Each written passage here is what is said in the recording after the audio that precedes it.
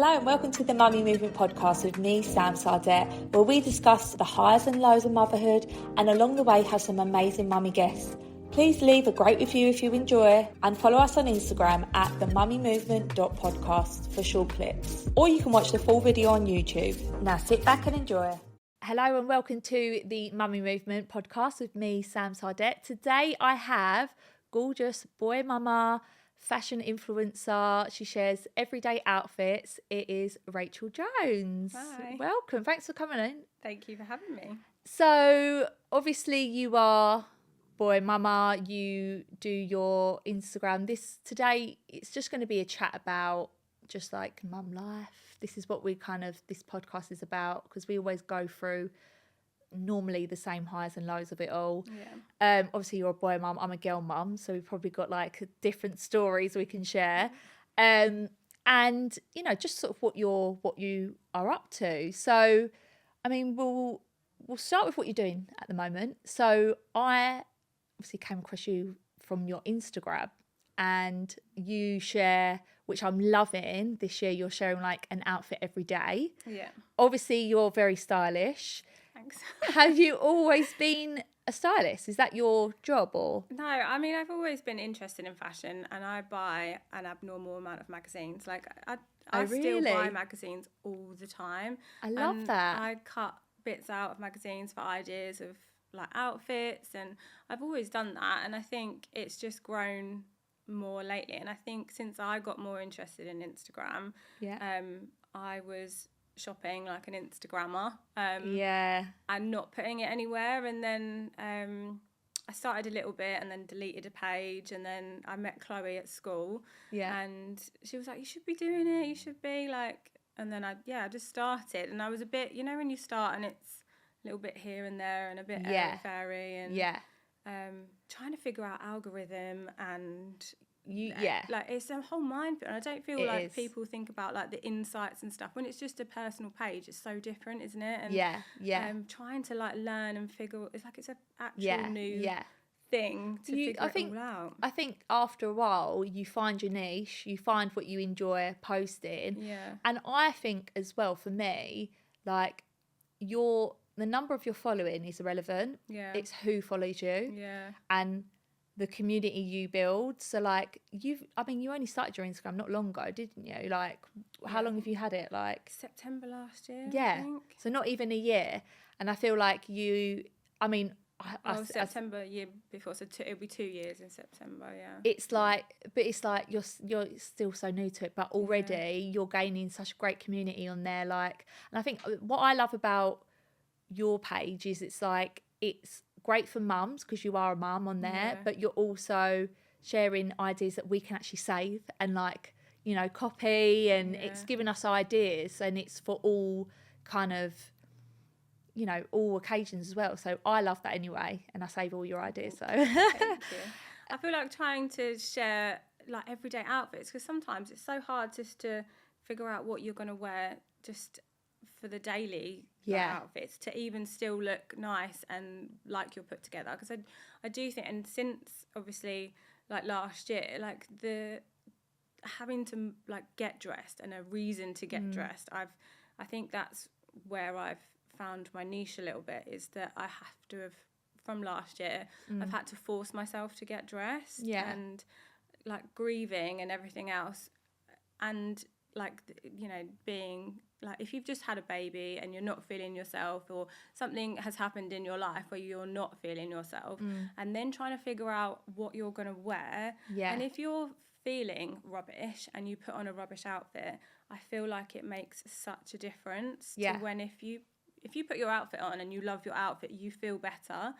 And I think that has like kept me going, that I can think, right, today I'm going to actually get dressed and I'm going to put an outfit on, and then that's kind of, it's all just rolled, and I thought I'm going to do this 365 days of an outfit, and some days are harder than others, especially if I'm like having a meh day, or like, I was going to say, I mean, for me, like, I agree, like if I've got no makeup on, my hair's a mess, it needs washing, I've got just an outfit that I just feel crap in, I feel crap in myself for it.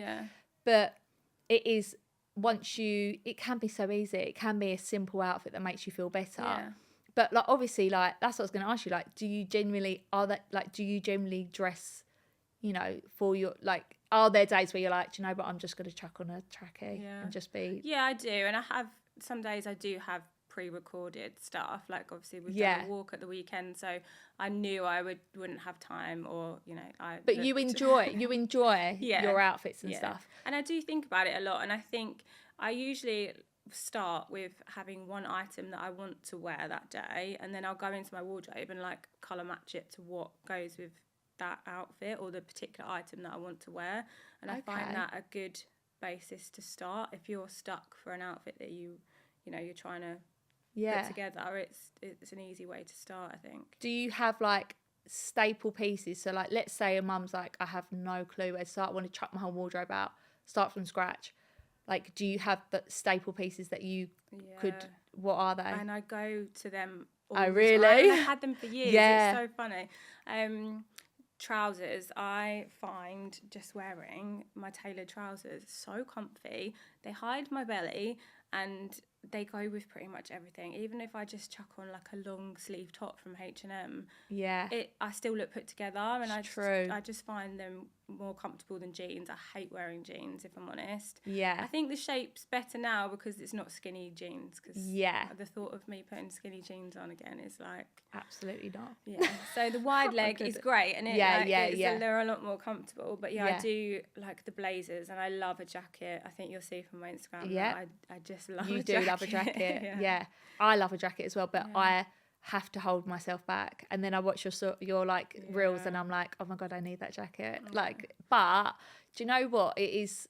So sorry, it's a tailored trouser, a good pair of jeans, and then a blazer, 100 jackets. To be fair, I do like a basic white t-shirt will just always see you through, I think. And the good basics, like the vests and stuff, even Zara do really good vests at the moment, and I just find they're so easy to rotate with either your tailored trousers or Bermuda shorts at the moment, because they're like really compact. And if you've got the basics, most of it will just flow quite easily. So you've always been into fashion. Is that your main job now then? Your Instagram? Instagram is my And what did you do before? So Alfie was my eldest. He's always been really poorly. He was born with brain cancer, and for 14 years, that's all we've ever known, is like in and out of hospital and like the children's wards and things like that, and that's all we've ever known, really. So you were his full-time carer.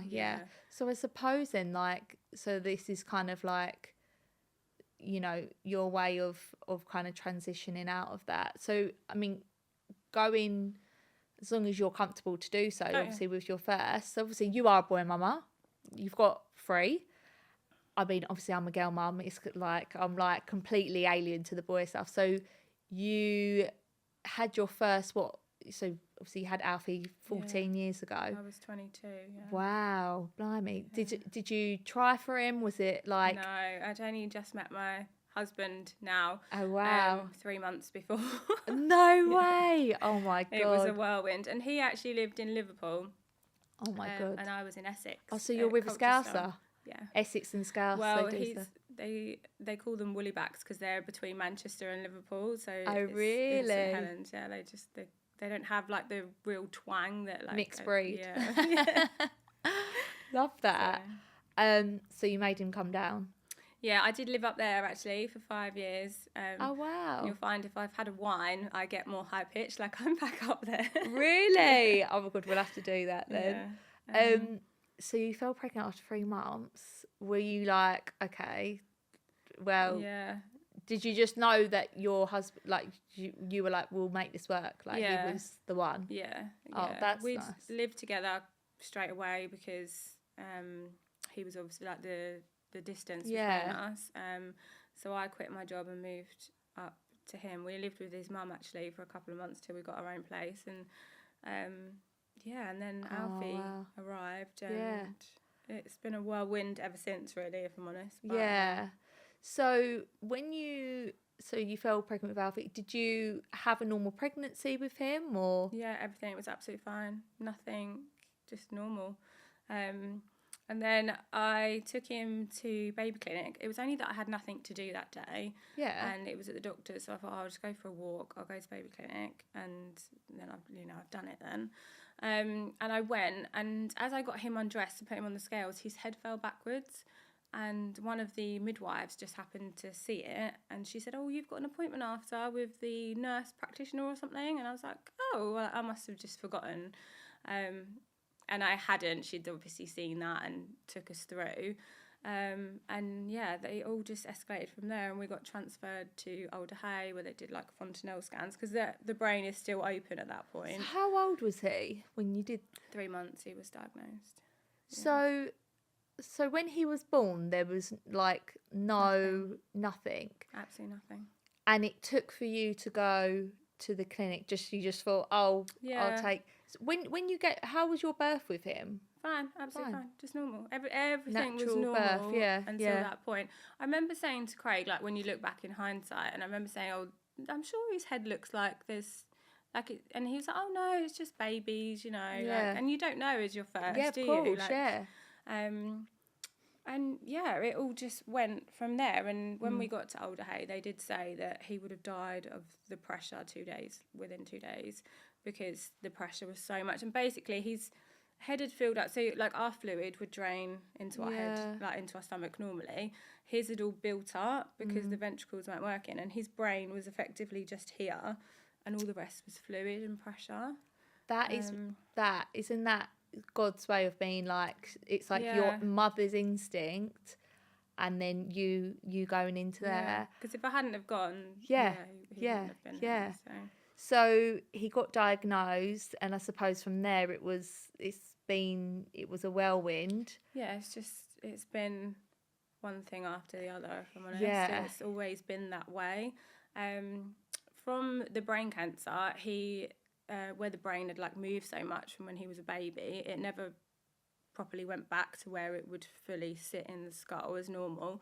And he had a shunt, so that would drain his fluid from his head down to his tummy. Yeah. And in the end, especially like in later, like into his teens, that was what caused the most problems, because when it's like a sieve, if you can imagine a sieve. Yeah. When it blocks, so the tumour wasn't even growing anymore. It was just still active enough to like fill it with like mucousy, like debris we'd call it, and that would block the shunt. So he had to be on chemo just to keep the tumour from like flicking things off, really. And yeah, he'd had, I think we were on like 45 shunts, which is a lot to have that, keep operating on your brain.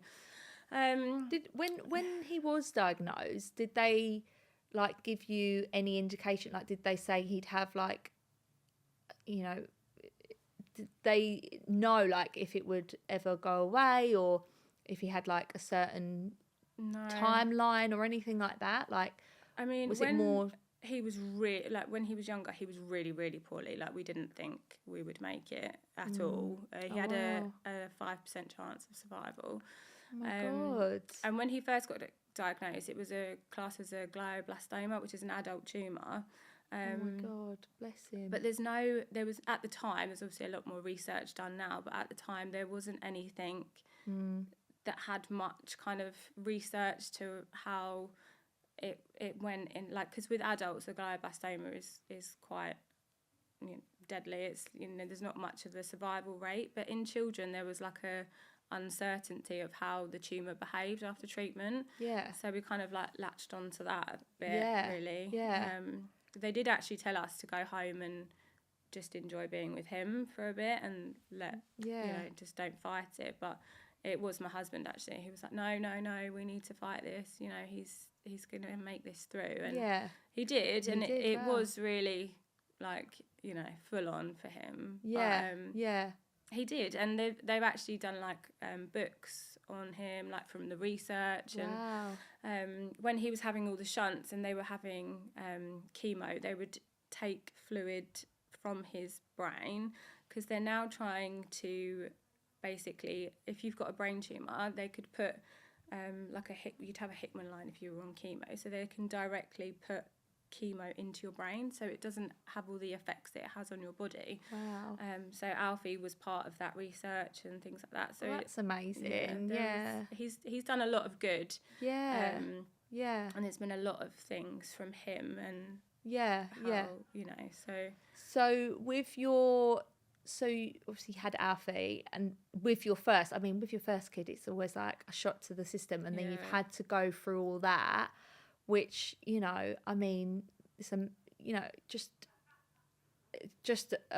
bet that was just a whirlwind, but also like you probably had to grow up very quick, very fast.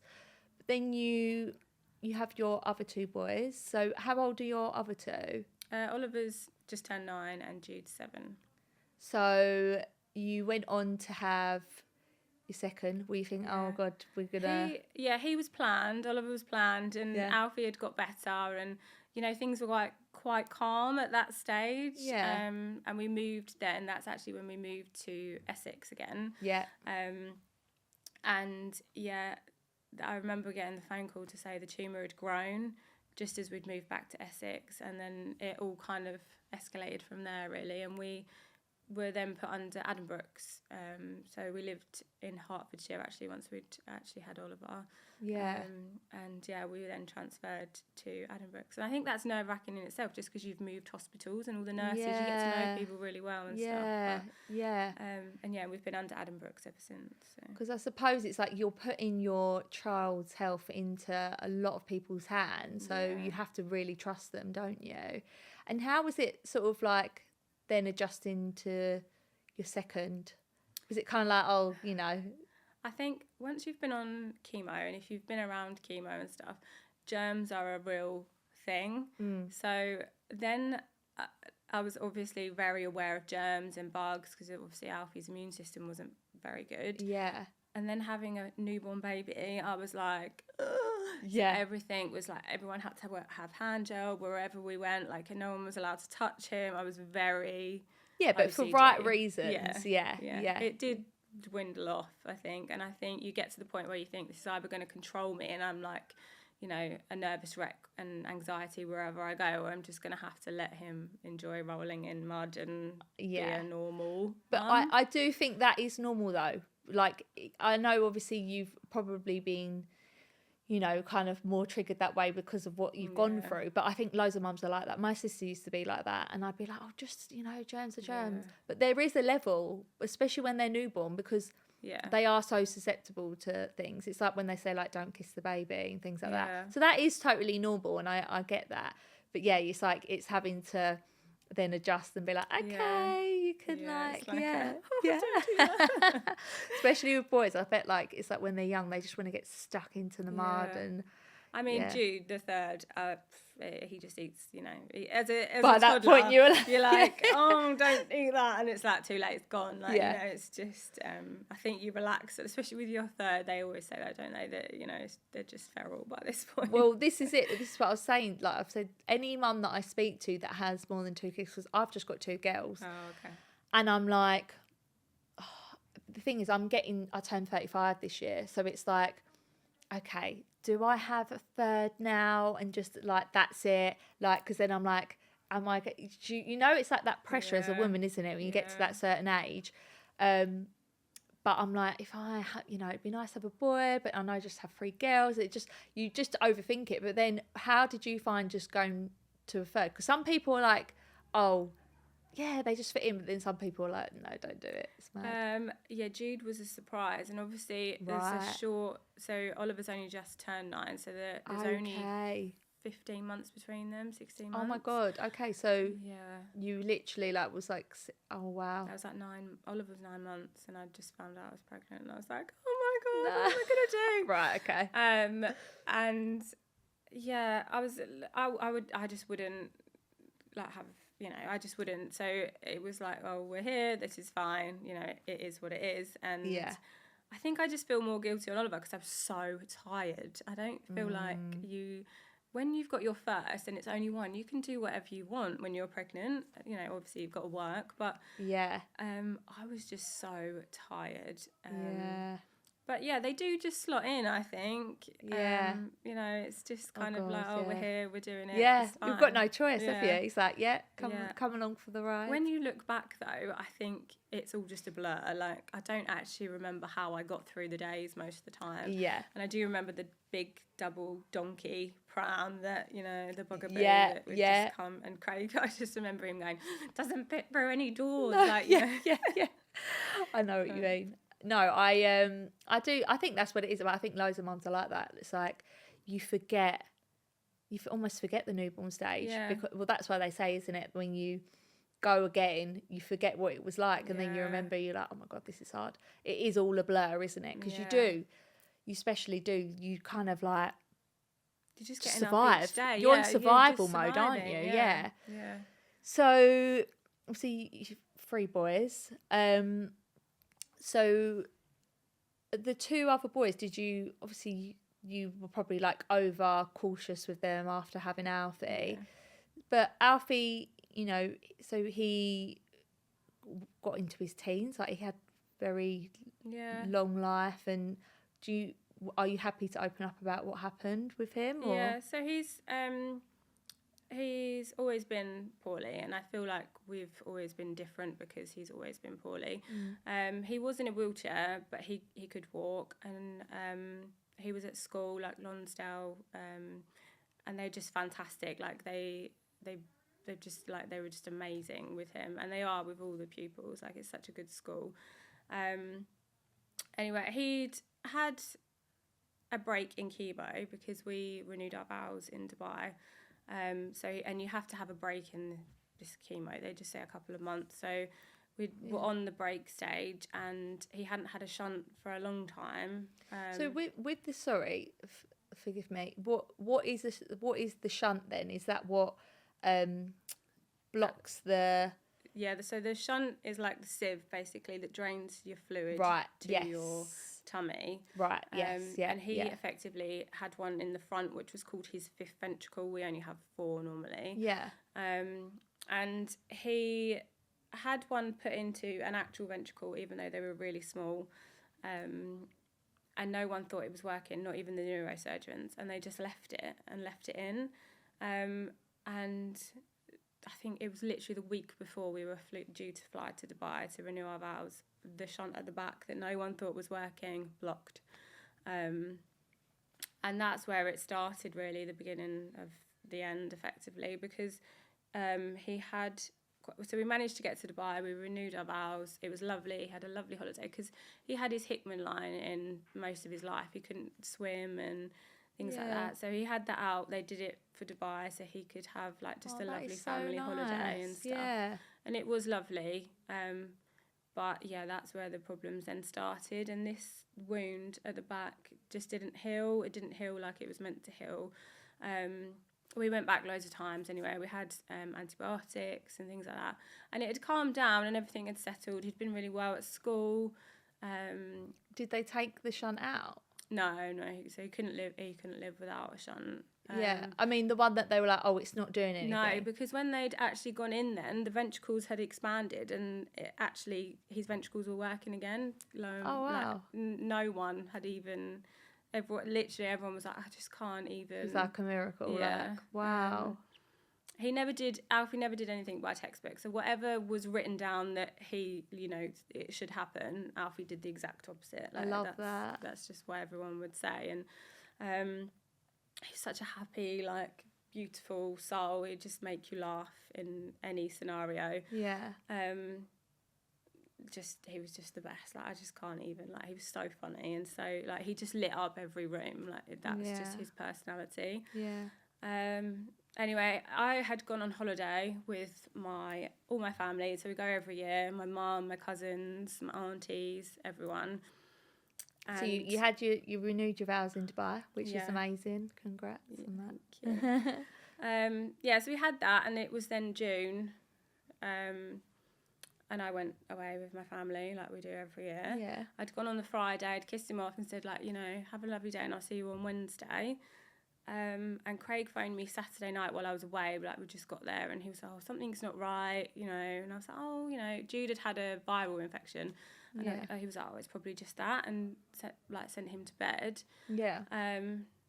Craig's parents were there, so like Lynn had been checking him overnight. Craig had checked him overnight and just said, oh, he's fine. He's been a bit grumpy, but he's fine. Yeah. And he phoned me in the morning about 7ish and was like, something's really wrong. Like, this isn't normal. Like, it's because obviously we know what we're doing. You right know, now. yeah.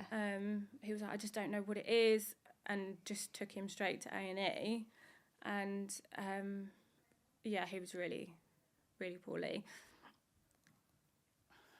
He had, they whisked him straight into a room in A&E, and his organs had already started to shut down, and he had gone by 2:00 that day. Oh my God. And he'd got there at like 7, so it was really, really quick.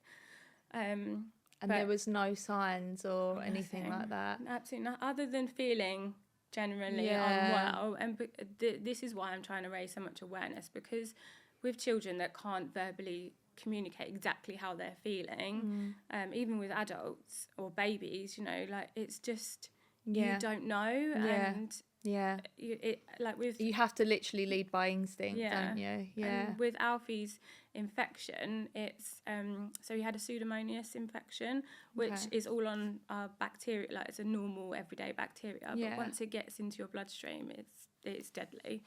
And I think no one will ever know, but it's either come from sort of the Hickman line or the shunt.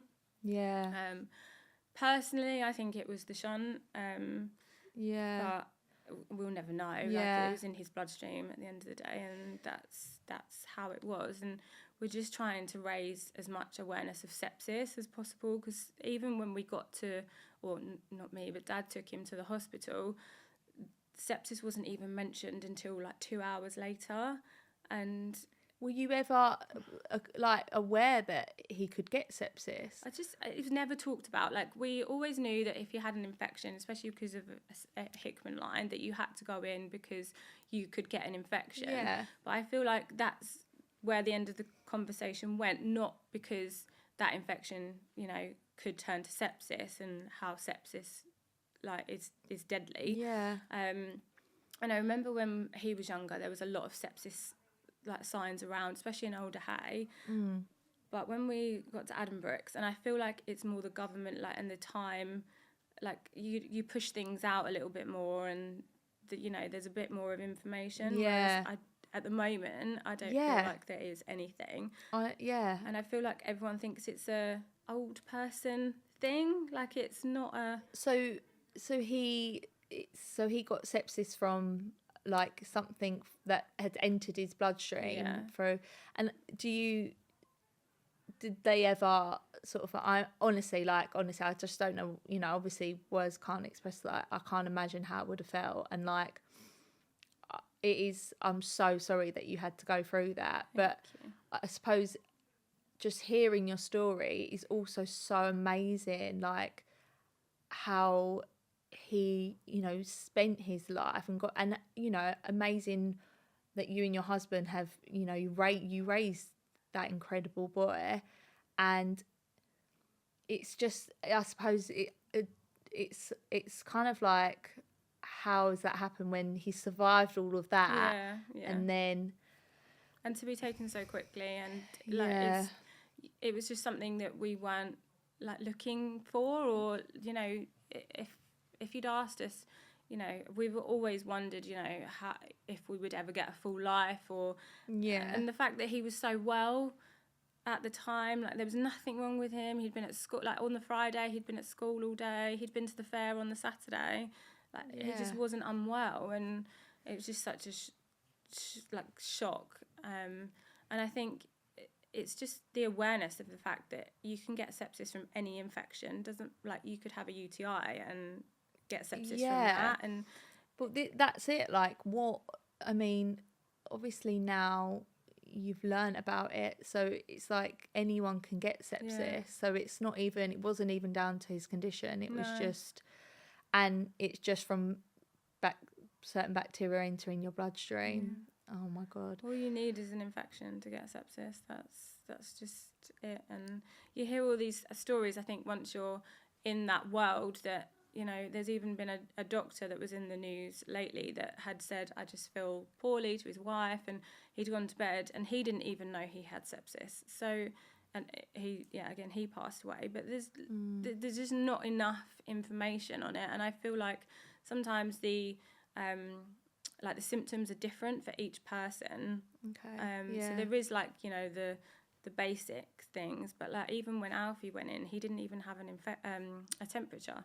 So it's so hard to spot and diagnose, and you think, like, it still took them a couple of hours to say, okay, yeah, this is sepsis, this is what, you know, this is what it is, before ruling out like other things. Like, it's just not, there's not enough information, I don't think.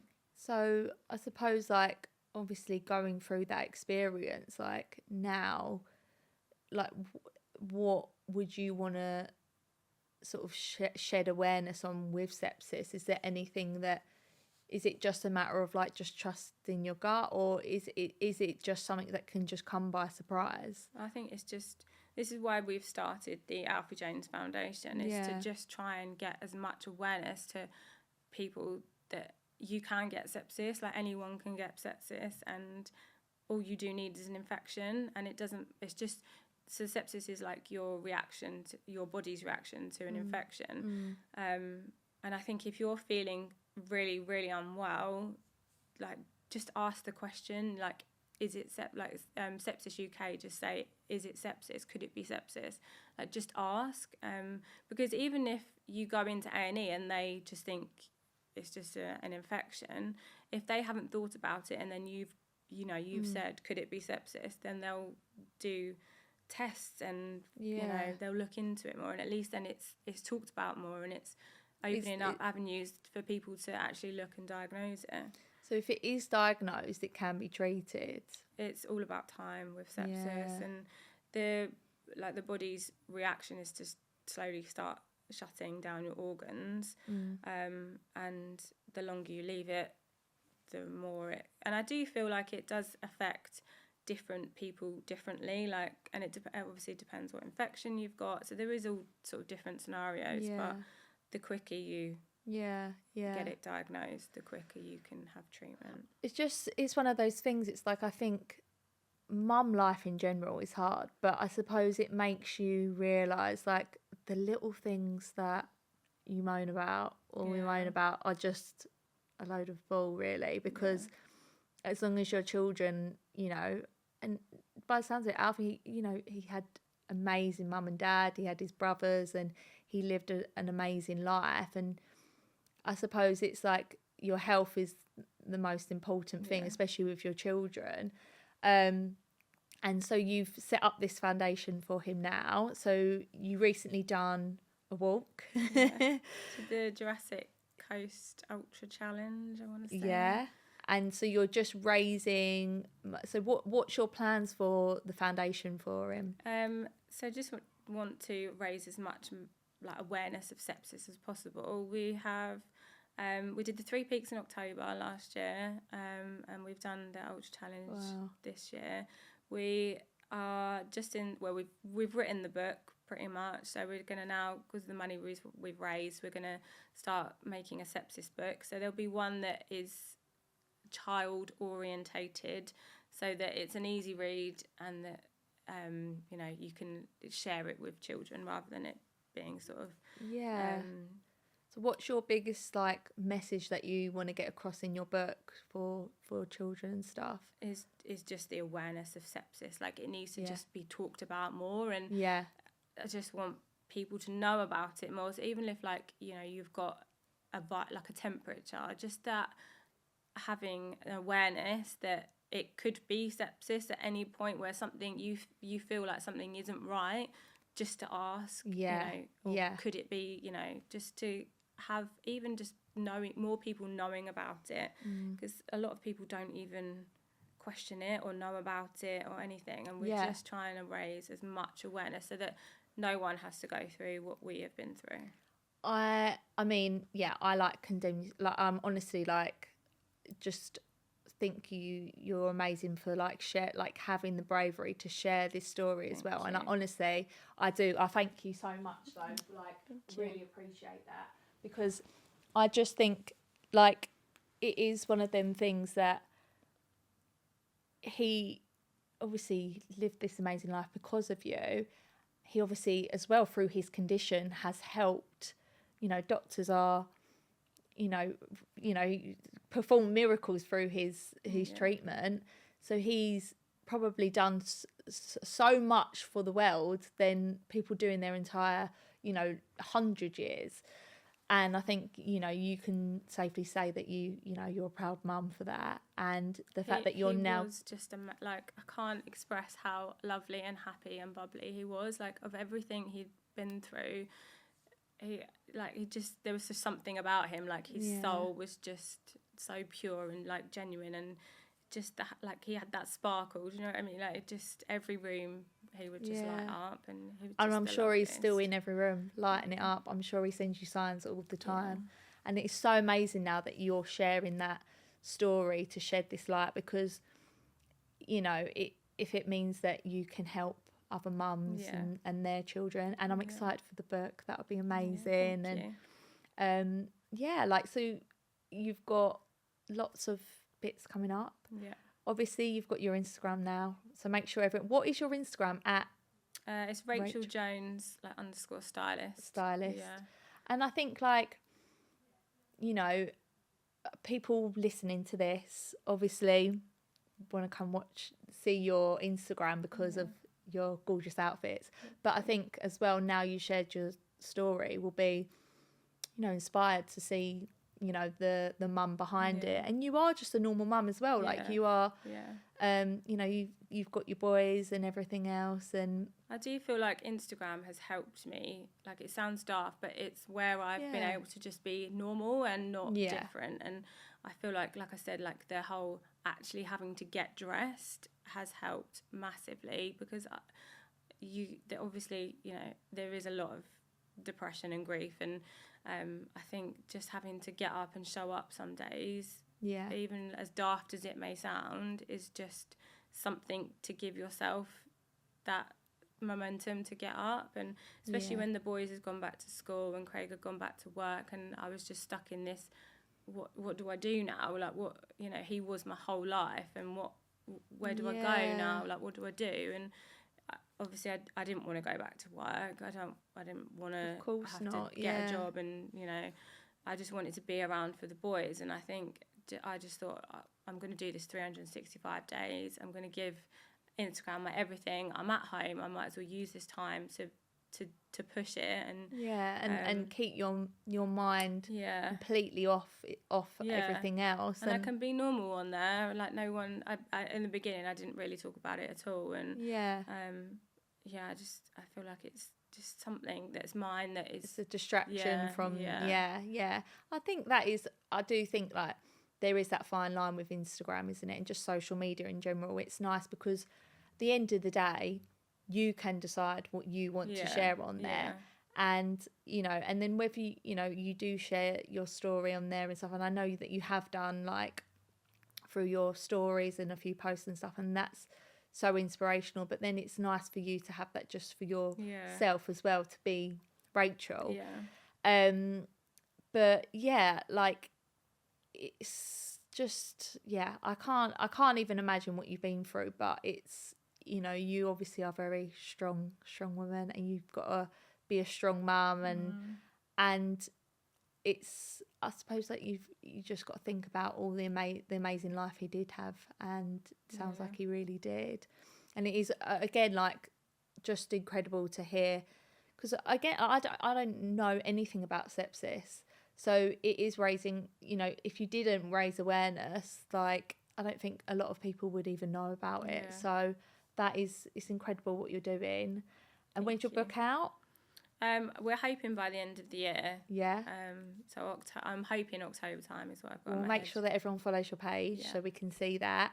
And anything else planned for the year at all, or you're just sort of not at the moment. I would like to arrange a big ball, so watch your space on that one. But That would be nice. I Little think black a tie. nice, Charity event. Yeah. That would be lovely. So, and it's nice to get dressed up then as well. Oh, I'll be So, there. You'll have to style everyone. Yeah. It was so nice having you on. Thank you so much. I feel like I could just talk to you for ages about this, but thank you so much for sharing your story. And make sure you're following Rachel, because I love your page. And I'm excited to see everything that I'm excited to see the book and keep following your journey as well. Thank you so much for having me. No, thanks for coming.